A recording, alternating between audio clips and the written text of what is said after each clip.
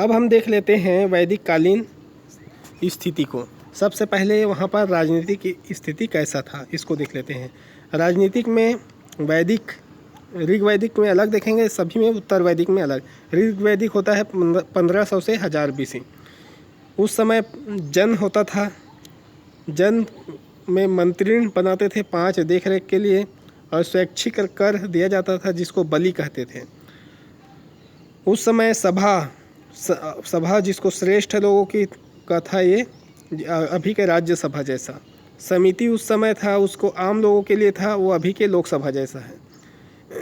उस समय विदथ सबसे प्राचीन था, और ये सामाजिक धार्मिक उपज आदि की देखरेख करता था, और उसके साथ में ही गण परिषद भी होता था। तो ये 4 होता था। और जैसे कि लोकसभा है, राजा का चुनाव यही जो कि समिति के द्वारा किया जाता था, मतलब आम लोगों के द्वारा। हालांकि वो राजतंत्र ही था। अब इसी को इसमें देख लेते हैं। इस समय जन नहीं था, बल्कि दोनों को एक साथ हम देख लेते हैं। इस समय जन से जनपद हो गया, और 5 मंत्री था, यहाँ 12 रत्नीन हो गया। 12 में रत्नीन का प्रमुख अधिकारी थे ये। और जो कर जो था, बलि था, वो स्वैच्छिक था। यहाँ पर अनिवार्य कर निश्चित भाग 1/6 या 16वां भाग को देना पड़ता था, अन्न या पशु के रूप में। और जो संस्थाएं था, वो संस्थाएं निष्प्रभावी हो गया। जन से जनपद बना, युद्ध के द्वारा, लोहे के विस्तार के द्वारा। और आगे हम देख लेते हैं ऋग वैदिक काल में जो जन था, ये छोटा सा भाग है, जन या कबीला इसी को कह सकते हैं। तो यहाँ जन के जो मालिक होता था उसको गोपति कहते थे, क्योंकि गाय उस समय महत्वपूर्ण था। और उस जन का छोटा सा भाग जो है वो 20 कहलाता था, और वहाँ के जो हेड होता था 20पति होता था। और 20 बटा हुआ था ग्राम में, जहाँ का मुखिया ग्रामीण रहता था, और ग्राम बटा था कुल या गृह में, जिसका मुखिया कुलप होता था। और ये सभी जन मिलकर, जो जन है वो मिलकर जनपद होता था। और इस जनपद के बारे में बताया गया है कि ये ऐसा बटा था। कबीले की सुरक्षा का किया जाता था, ना कि क्षेत्र का। वहाँ उस समय ज़मीन या एरिया का कोई मतलब नहीं था। उस समय पशु की भी सुरक्षा किया जाता था। पदाधिकारी 5 उस समय थे, उसमें थे पुरोहित, सेनानी जो कि नियमित नहीं था, ग्रामणी, दूत या सारथी, रथकार या रथ निर्माता। और इसके अलावा था पुरूप या दुर्गपाल, स्पश या गुप्तचर, ब्राजपति या चारागाह का प्रमुख, उग्र या पुलिस, उग्र या राजा का सेवक। इस प्रकार थे। और उसमें देखते हैं क्या क्या था। तो उस समय जो जन से जनपद बना, उसमें उदाहरण है, जैसे पुरु और भरत मिलके कुरु बना, क्रीवी और तुर्वस मिलके पंचाल बना, सीवी और भलानस मिलके कैकेय बना। इस प्रकार से बना। और उस समय क्षेत्र हेतु युद्ध किया जाता था। जैसे कबीले के लिए नहीं किया जाता था। कबीले है, सभा है, समिति है, इसका रोल धीरे धीरे बहुत कम हो गया। क्षेत्र के लिए युद्ध होता था। इस समय गोपति से अब नाम भूपति हो गया। गाय के लिए महत्व था तो गोपति कहलाता था, लेकिन अब भूमि के लिए हो गया तो भूपति कहलाया। यज्ञ का महत्व बढ़ा तो पुरोहित का महत्व बढ़ा, और पुरोहित का महत्व बढ़ा इसलिए सभा का रोल खत्म होने लगा। शक्ति बढ़ाने पर सब राजा ध्यान देने लगे, और अधिकारी को रत्नीन कहा जाता था, जो 12 था, जिसमें सेनानी था, अनियमित सेनानी था, पुरोहित था, महिषी था, युवराज था, और युवराज के बाद दूत था, ग्रामीण था, रथकार था, संग्रहित था, भागदूत था, अक्षवाय या जुआ का नियंत्रण करने वाला था, पालागल या हंसाने वाला था, गोवी कहता या शिकार करने वाला था। और केवल सभा और समिति शेष रह गया, और बाकी जो था वो रोल ख़त्म हो गया। अब यहाँ पर देखते हैं ऋग्वैदिक में गण का प्रमुख ज्येष्ठक कहलाता था, वंशानुगत होता था, गणतंत्र दोनों था। वंशानुगत गणतंत्र कह सकते हैं। आर्य अनार्य में संघर्ष होता रहता था उस समय। तो ये हो गया राजनीतिक स्थिति। अब हम देख लेते हैं इसको कि उस समय आर्थिक स्थिति का क्या हाल था, या ऊपर में देख लेते हैं सामाजिक स्थिति। सामाजिक को पहले देख लेते हैं, दोनों का एक साथ मिला के देख लेते हैं, ऋग्वैदिक और उत्तरवैदिक। इसमें परिवार संयुक्त था, मातृ प्लस पितृपक्ष दोनों एक साथ रहते थे और पितृ सत्तात्मक मतलब पिता का शासन चलता था। उत्तर वैदिक काल में परिवार में मातृ पितृ अलग अलग रहने लगा और पितृ सत्ता ही था। वर्ण व्यवस्था, वर्ण व्यवस्था यहाँ पर गौड़ वर्ण, श्याम वर्ण, इस अलग अलग इसका पहचान था उसमें। पुरुष सूक्त में 4 वर्ण के बारे में बताया गया है और उसके आधार पर वो कर्म करते थे। गोत्र गौशाला से बना था। यहाँ पर फिर 4 वर्ण बन गए, स्थायी हो गया और भेदभाव शुरू हो गया और गोत्र मूल पुरुष से उत्पन्न है ऐसा मानने लगे, जबकि वो गाय से संबंधित था। स्त्रियों की दशा के बारे में देखते हैं। श्रेष्ठ स्थिति में थी, सभा समिति में उसको भाग लेते थे, युद्ध और यज्ञ में भाग लेते थे, बाल विवाह नहीं होता था, विधवा विवाह होता था, अंतर्वर्ण विवाह भी होता था, सती या पर्दा प्रथा नहीं था, अजायु अविवाह रह सकते थे, विदुषी में थे, विदुषी में अपाला घोषा और लोपामुद्रा। अब हम देख लेते हैं उत्तर वैदिक काल में। ऐत्रेय में समस्त दुखों का कारण बता दिया गया है। मैत्रेयणी में जुआ शराब विष के समान बताया है। छंदोग्य में गार्गी याज्ञवल्क्य और हिन्य भावना बताया गया है। लेकिन बदलाव किस में हुआ, 3 में हुआ। जैसे कि बाल विवाह अब नहीं था, वो होने लगा। साथ में जो सती पैदा प्रथा था वो नहीं था, अब होने लगा। तो इस प्रकार ये बुराई और आया। सतपथ ब्राह्मण में अर्धांगिनी कहा गया, जो कि अच्छा है। प्रसिद्ध मैत्रेयणी और गार्गी सुबला ये महिलाएं प्रसिद्ध थे उस समय। अब देखते हैं खान पान।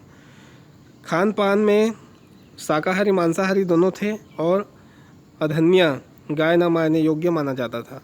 खान पान में शाकाहारी मांसाहारी दोनों थे और नमक रोटी मछली आदि को खाना ये सीख गए।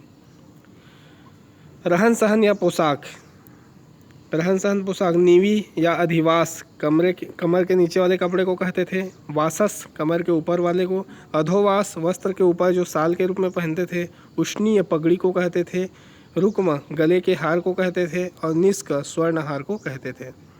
यहाँ वस्त्र आभूषण सेम टू सेम थे उत्तर वैदिक काल में, कोई बदलाव ज़्यादा नहीं हुआ। मनोरंजन, रथ घोड़ा शिकार जुआ नृत्य गीत नाटक त्यौहार ये सब उनका था और मनोरंजन में इसका ये भी इसी का भी वही था। अब हम पढ़ते हैं क्या, आर्थिक जीवन, आर्यों का आर्थिक जीवन। आर्थिक जीवन में देख लेते हैं हम जो कृषि है, कृषि जो है कम महत्वपूर्ण था। इसके एक पहले मंडल में, दूसरे चौथे मंडल में 10वें वर्णन है और चौथे मंडल में 97वां जो सूत्र है मंत्र है उसमें 24 मंत्र बताया गया है। 97वां नंबर में 24 मंत्र बताया गया है जो कृषि से संबंधित है। कृषि में उपजाऊ जो होता था उसको उर्वरा कहते थे और जो पैती होता था उसको खील भूमि कहते थे। और जुते हुए खेत को क्षेत्र कहते थे।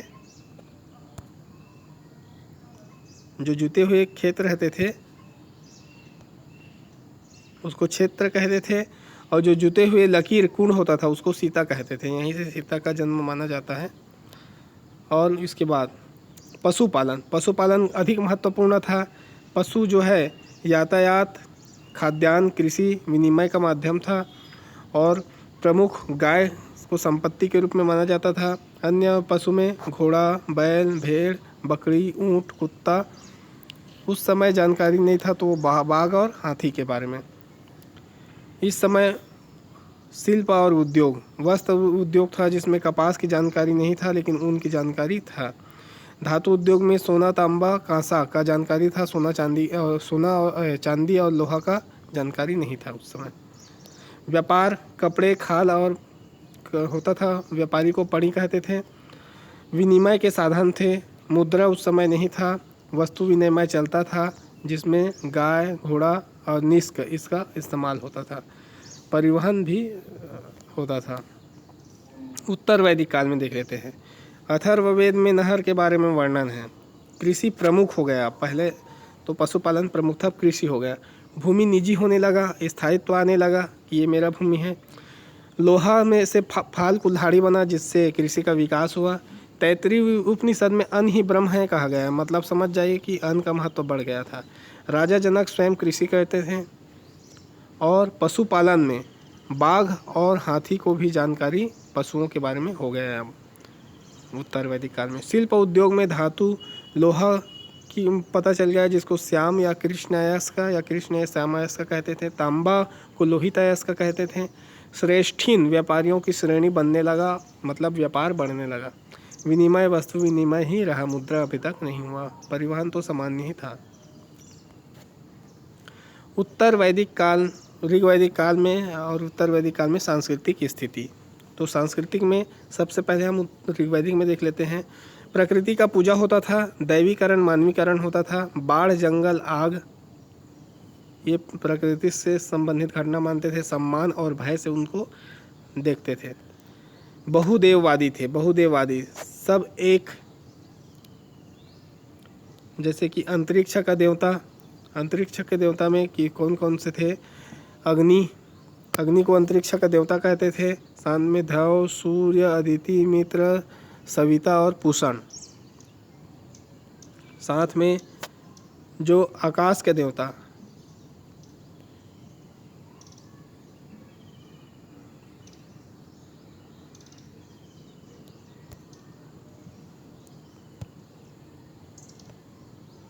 जो आकाश के देवता थे, आकाश के देवता अग्नि को भी, अग्नि, इंद्र, रुद्र, पैजन, यर्जन और मरुत ये होते थे। साथ में पृथ्वी का देवता कहलाते थे अग्नि, पृथ्वी, सोम, बृहस्पति और सरस्वती। और सबसे प्रमुख देवता थे उस समय इंद्र। इंद्र को युद्ध और वर्षा का देवता कहते थे। और 250 बार, 250 बार इंद्र शब्द का इस्तेमाल हुआ है। और अग्नि, अग्नि जो था वो देवता और मनुष्य की कड़ी था, और इसका 200 बार वर्णन है। तो सबसे ज़्यादा इंद्र, दूसरा अग्नि। 1000 स्तंभ के महल में ये अग्नि और इंद्र रहते थे, ऐसा वर्णन है। और इसके बारे में ये है अंतरिक्ष या अग्नि, अंतरिक्ष का देवता है जो पढ़ लिए थे। और ये अंतरिक्ष, आकाश और पृथ्वी तीनों में ऐसा कौन सा देवता रहता था, तो वो अग्नि था। इसमें अलौकिक के बारे में, भौतिक सुख के बारे में ज़्यादा बात हुआ। सरल यज्ञ प्रार्थना अमरता के लिए किया जाता था। अन्न, फूल, फल आदि बलि अर्पण होता था। इस समय पुनर्जन्म का कोई मान्यता नहीं था, परलोक का कोई मान्यता नहीं था, मोक्ष का कोई रोल नहीं था, मूर्ति पूजा का भी कोई रोल नहीं था। ये सब ऋग्वैदिक के बारे में हम बात कर रहे हैं। वरुण, वरुण की तुलना ईरान से के जिंद अवेस्ता से किया गया है। नैतिक नियमों का संरक्षक है वरुण, ऐसा माना जाता था। सोम नव्य मंडल में वर्णन है। ध्रुव सबसे प्राचीन माना गया है। अब हम देख लेते हैं सांस्कृतिक जीवन उत्तर वैदिक लोगों का। तो उत्तर वैदिक लोगों का सांस्कृतिक जीवन उद्देश्य इहलोक के साथ में परलोक आ गया। यज्ञ को कर्मकांड में राजनैतिक आर्थिक रूप से होने लगा। देवता में अंतर आ गया, जैसे प्रजापति ब्रह्मा कहने लगे। रुद्र का रोल आ गया जो कि शिव था, और विष्णु का रोल आ गया, ब्रह्मा विष्णु महेश वाला रोल आ गया। अब इंद्र को लुटेरा कहने लगा, इसलिए इसका महत्व कम हो गया। और पूषण शूद्रों को देवता कह दिया गया कि पूषण शूद्रों का देवता है। अब वर्ण आधारित हो गया कि ये वर्ण का देवता ये है। उपासना पूजा कर्मकांड होने लगा। अब देखिए कर्मकांड में शब्दों की शुद्धता, ब्राह्मणवाद आ गया। यज्ञ बलय में व्यस्त कृषि प्रभावित हुआ। आर्थिक हित का महत्व होने लगा। और समुद्र पार व्यापार वर्जित हो गया। और आर्य प्लस अनार्य का सम्मिश्रण हो गया। तो इसमें अब जादू, टोना, भूत प्रेत जो पहले से प्रचलित था वो आने लगा। ब्रह्मलोक, नरक, पुनर्जन्म, मोक्ष, कर्मकांड, आत्मा, परमात्मा ये सब आने लगा। इस अद्वैतवादी शुरू होने लगा। प्रतिक्रिया क्षत्रियों का शुरू हो गया और वैश्य यज्ञ बलि में वैश्य का शुरू हो गया और ये लोग विरोध करने लगे और विरोध करने लगे तब बौद्ध और जैन धर्म का उदय हुआ।